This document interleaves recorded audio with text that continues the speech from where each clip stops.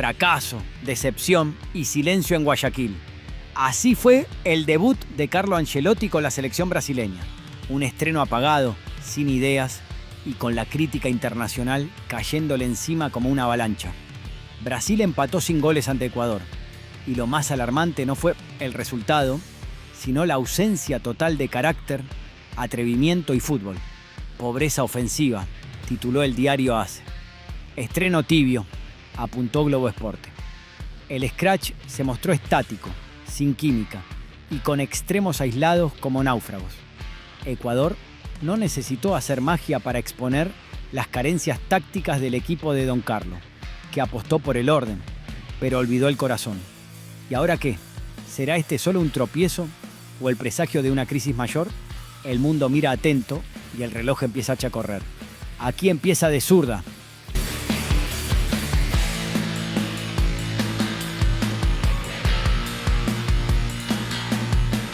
Pobreza ofensiva. Así, con esas dos palabras tajantes, el diario AS de España definió el debut de Carlo Ancelotti al mando de la selección brasileña. No hubo lugar a medias tintas ni eufemismos diplomáticos. El estreno fue gris, apagado, plano, sin ese brillo que uno espera cuando en el banquillo está una figura tan grande como el ex DT del Real Madrid. El partido fue un empate sin goles ante Ecuador en Guayaquil, pero no se trató de un 0-0 vibrante, de esos que se dan cuando los arqueros son figuras. No, fue un empate frío, sin llegadas caraz, con poco atrevimiento, con pocas ideas. Una Brasil irreconocible, que parecía más preocupada por no perder que por salir a ganar desde el primer minuto. Y claro, el contexto no ayuda a la indulgencia. Ancelotti debutaba al mando de la selección más ganadora de la historia del fútbol, con una plantilla llena de talento individual. El pentacampeón del mundo no puede permitirse empatar sin remates al arco y con una circulación previsible. Se esperaba mucho más del debut de Don Carlo y la crítica no se hizo esperar. En Brasil, el medio Globo Esporte lo resumió con otra frase lapidaria: estreno tibio. Y eso que el medio ha sido siempre uno de los más mesurados a la hora de analizar a la selección. Pero esta vez no hubo excusa que valiera. Ni el poco tiempo de trabajo, ni la adaptación a un nuevo cuerpo técnico. Simplemente, Brasil no apareció. TIC Sports, desde Argentina, también apuntó con firmeza. Fue que una igualdad en la que faltaron oportunidades de gol, escribieron. Y razón no les faltó. Brasil no inquietó, no empujó, no aceleró. Fue una selección plana, contenida, como si jugara con miedo a equivocarse. Y lo preocupante es que Ecuador, sin ser avasallante, terminó encerrándolos. La imagen de Alisson sacando pelotas en los últimos minutos, con Ecuador encima, resume todo. El Scratch sufrió, sí, sufrió en Guayaquil, no por grandes figuras del otro lado, sino por falta de funcionamiento colectivo. Los extremos parecían aislados, el mediocampo sin alma y el planteamiento demasiado conservador, como si Ancelotti no quisiera mostrar demasiado. El análisis posterior fue demoledor en todos los frentes. O Globo, por ejemplo, fue directo al señalar que las posiciones aisladas de Estevão y Vinicius Jr. hicieron que el juego brasileño se viera aún más pobre. Y eso que hablamos de dos talentos enormes. Pero el problema no era individual, era colectivo, era estructural, era táctico. El mediocampo fue un desierto. Nadie conectó, nadie acompañó, nadie desequilibró. Las líneas estaban demasiado separadas y los volantes, lejos de generar juego, se dedicaron a sostener la posición. Resultado: ninguna superioridad generada por los costados, ninguna combinación por dentro, ninguna sorpresa. Brasil fue un equipo plano. Globo Esporte fue incluso más claro. Estreno tibio. Un titular suave para lo que realmente se vio. La decepción es evidente, pero todavía hay paciencia. Por ahora, porque si el martes, ante Paraguay, se repite esta actuación, las críticas podrían escalar. Y eso Ancelotti lo sabe. En Brasil, un empate se tolera. Pero un empate sin alma, jamás. Lance, otro de los medios brasileños más seguidos, no tuvo piedad. Definió el partido como una actuación sin brillo. Nadie lució, nadie destacó. Ni siquiera los nombres que a priori debían marcar la diferencia. El equipo fue una sombra. Y eso, viniendo de una selección tan exigente, no puede pasar inadvertido. No es un mal menor. La imagen final no fue la de una selección frustrada por fallar mucho, sino la de un equipo que no supo qué hacer con la pelota. Eso es lo más alarmante. No es que Brasil haya tenido 20 tiros al arco y falló por centímetros. No, Brasil apenas generó. Y cuando lo hizo, no supo cómo terminar la jugada. Una señal roja, de esas que no se pueden ignorar. Lo más curioso es que en medio de todo eso, lo más destacado en redes no fue una jugada, un gol, ni una atajada. Fue un saludo. Sí, un apretón de manos entre Carlo Ancelotti y Sebastián Beccacece. El periodista Pablo Giralt lo publicó como si fuera la postal del partido. Y eso habla mucho de lo poco que dejó el encuentro desde lo deportivo.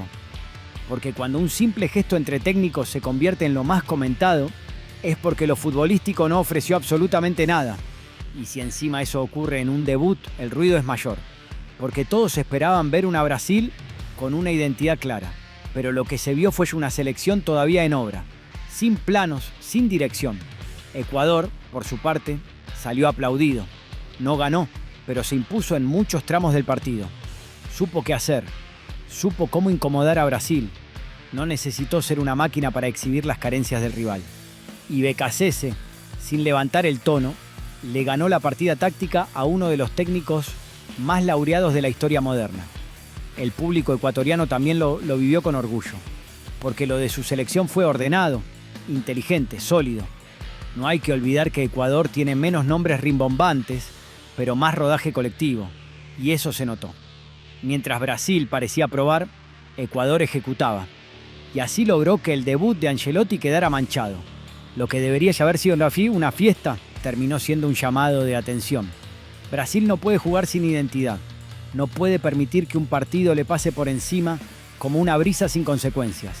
Porque aunque el resultado sea 0-0, la sensación final fue de derrota, de decepción, de falta de hambre, de rebeldía. Ancelotti tiene crédito, sí, pero no eterno. Porque en Brasil la paciencia tiene un límite corto. Y más aún si se trata de un técnico extranjero que llega con pergaminos. Nadie discute su capacidad, pero se espera que la traduzca en funcionamiento. En este estreno no lo hizo, y los medios lo expusieron sin anestesia. La prensa europea también reaccionó. En España, el diario AS fue terminante con su pobreza ofensiva. En Italia, algunos medios hablaron de falta de coraje del técnico, y en Argentina, el foco fue más estratégico. No hubo intentos reales de desequilibrio, o sea, un análisis unánime. Todos vieron lo mismo. Una Brasil sin alma. Incluso jugadores brasileños se pronunciaron, algunos de forma diplomática, otros con molestia. Cafú habló de una etapa de ajuste, mientras Rivaldo dejó entrever que Brasil necesita volver a sus raíces, al juego alegre y atrevido. Porque si algo quedó claro es que este equipo no está divirtiendo a nadie, ni a sus propios hinchas. ¿Es justo exigirle tanto a un técnico que apenas dirige su primer partido? Sí, en este caso sí, porque no hablamos de una selección cualquiera, hablamos de Brasil, y Ancelotti lo sabía antes de firmar. El margen de error es mínimo, el nivel de tolerancia es bajo, y la exigencia altísima. Así es vestir la canariña, así ha sido siempre. Lo más preocupante es la falta de automatismos, de jugadas trabajadas, de conexiones naturales. El equipo se sintió forzado, como si cada pase tuviera que ser pensado 1000 veces antes de ejecutarlo. Nada fluyó, nada se dio de manera espontánea, y en el fútbol de selecciones, donde el tiempo es escaso, eso es gravísimo. El escenario para el próximo partido es delicado. Paraguay no será una prueba sencilla, ¿no? Y si Brasil no muestra una evolución clara, las críticas podrían crecer exponencialmente. Ancelotti necesita ganar, pero más que eso, necesita convencer. Porque sin convicción en el juego, ningún resultado sirve de colchón duradero. En resumen, el debut de Ancelotti no fue ni épico, ni prometedor, ni ilusionante. Fue un estreno tibio, contenido, frustrante. Un punto que no sirve para construir ni para ilusionar. Un empate que, por cómo se dio, deja más dudas que certezas. Y lo peor es que no hay mucho tiempo para corregir. El martes se vuelve a jugar. Ahora la pelota está en su tejado. Ancelotti debe decidir, ¿apuesta por la seguridad o se lanza al estilo que Brasil espera? Porque de seguir así, el camino puede volverse cuesta arriba muy rápido. Y aunque nadie se lo diga aún en voz alta, lo están esperando, lo están evaluando. Y el crédito, como siempre en Brasil, es limitado.